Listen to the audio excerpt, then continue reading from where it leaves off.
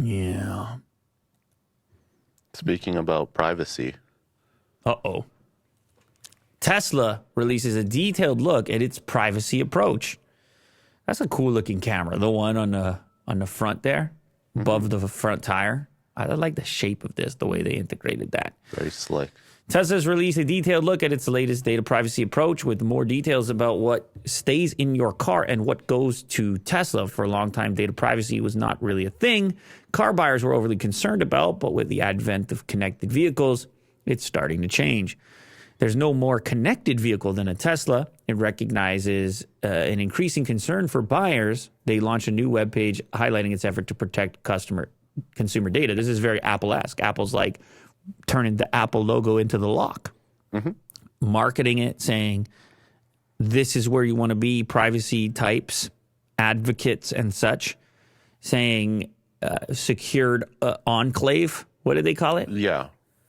Some word before Enclave. Some word before enclave, though. Digital enclave, fortified enclave, data enclave. Somebody give me the Apple's terminology. I just remember enclave. I know, I remember it because enclave is kind of a cool word. Yeah. Somebody's going to give it to us. The chat is on fire, Will. Come on. They're going to get there quick. Secure enclave. Oh, secure enclave. Jeez. All right. Someone said Buick Enclave as a vehicle. I don't know if you remember. I feel like I said secure. Did I not? At one of my guesses, security enclave. Anyway. So Apple has realized, they've recognized as a thing that matters to people, and they have emphasized it in their marketing and their language and communication. And now Tesla is recognizing something similar. I believe Google followed suit and just many others. Oh, this is what people want to talk about and hear about in 2023. Where's the data going? What's it being used for? So anyway, they updated their webpage. We're committed to protecting you anytime you get behind the wheel of a Tesla. That commitment extends to your data privacy. Our privacy protections aim to go beyond industry standards, ensuring your personal data is never sold, tracked, or shared without any permission or knowledge. Well, you might get some weird camera action, like looking at you while you're driving. Are you nervous about the inside camera?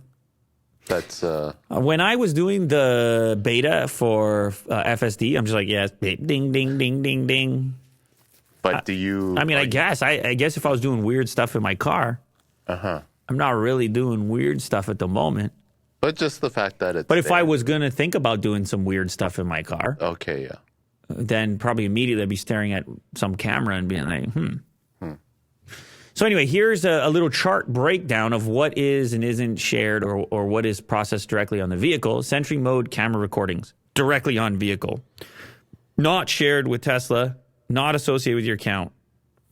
Okay, cool. Dash cam recordings, same. Just directly on vehicle. Cabin camera data. That's the one. Processed directly on vehicle. If opted in, shared with Tesla. If FSD beta's enabled. If FSD beta's enabled. Because they want to say, oh, it crashed, but look what this guy was doing. Oh, it crashed, but this guy was doing funky stuff. He wasn't really driving or paying attention, whatever he agreed to in FSD beta. So that, I mean, I remember, I saw the terms pop up when I selected that. So, whatever. I was aware of it.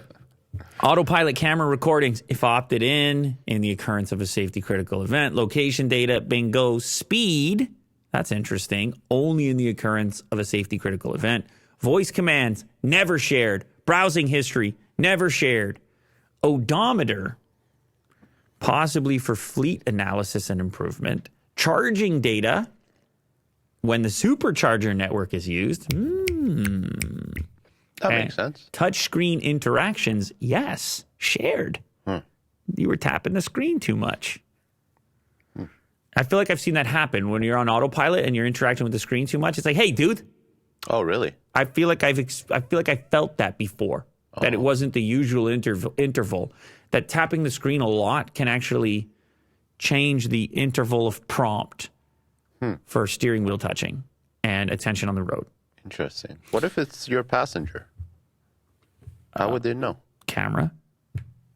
The camera. Oh, the camera connects. Camera. Watch it. What you looking at? Yeah.